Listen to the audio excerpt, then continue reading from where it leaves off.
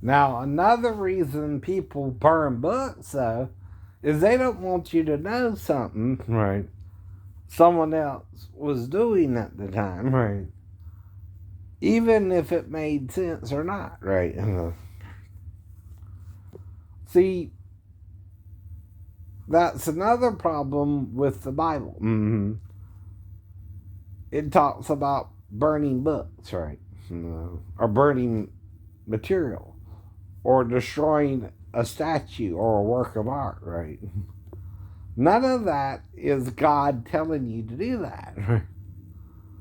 Why?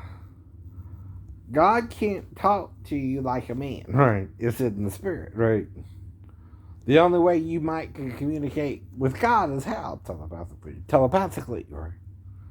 And then only you can hear God or not someone else with you. Right?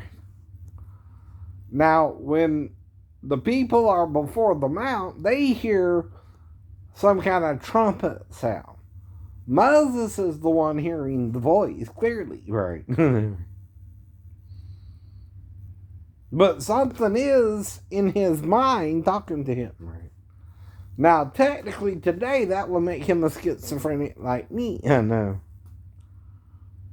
So again, medically speaking, right, the prophets are doing what's called hallucinating, right?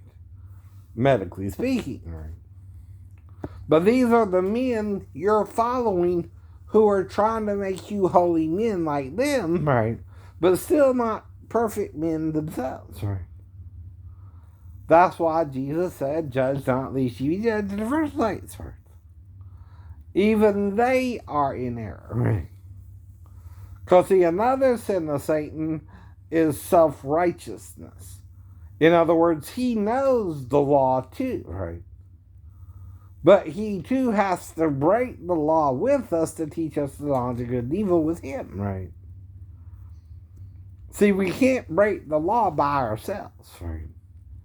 Now, if you're told not to eat of a piece of fruit, right, you have to pick it from the tree and put it in your mouth. And why do you make aprons if you're eating something with your mouth?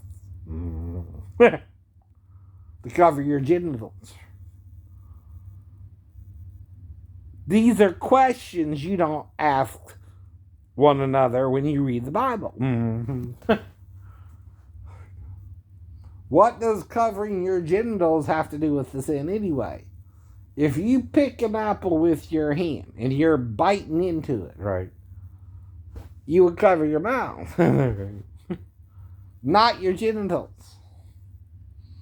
Unless the tree you're eating of isn't really a tree, but another human being, right, who's tricking you into having sex with him, right? That's what the Gnostics are trying to get you to think about, Orthodox. Right?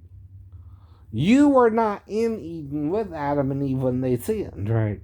And all you know is the result of the sin that Moses wrote out for you, right? But there still could be more to the story than meets the eye. Now, if there are gaps in the story, meaning there's other things missing too, right? You can only line it up with the other scriptures. Every scripture, though, that talks about Eden, right, has to do with what happened in Eden, right? Even the passages in Ezekiel. Because, see, we are no longer in Eden itself, right? We are now in the Garden of Good and Evil. Not just Savannah. The whole planet is the Garden of Good and Evil. Right. And some places are still paradises, but some places are deserts and going to hell, right? And it's hard to live there, right? And it's men affecting other men doing it to each other, right?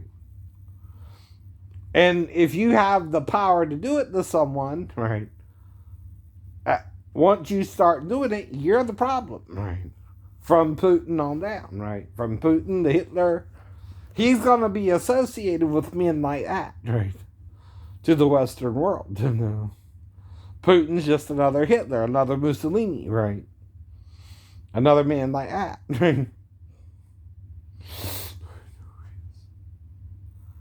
But again, right, he's the one doing this to other men, right?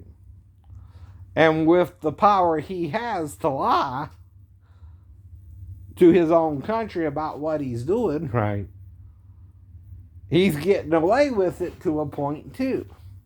Also because of the nukes and things like that. We can't really stop him, can we? Right.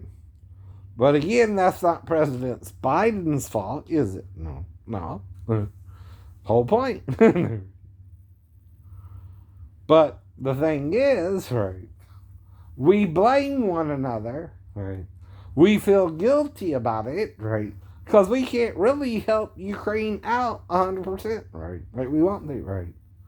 Or we're starting World War III. Though Putin's trying to start it anyway. Right.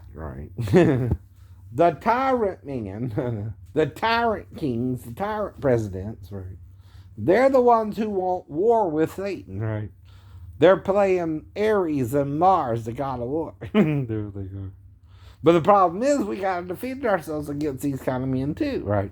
We have a right to defend ourselves. Even King David would fight with the men he needed to fight with to win the throne.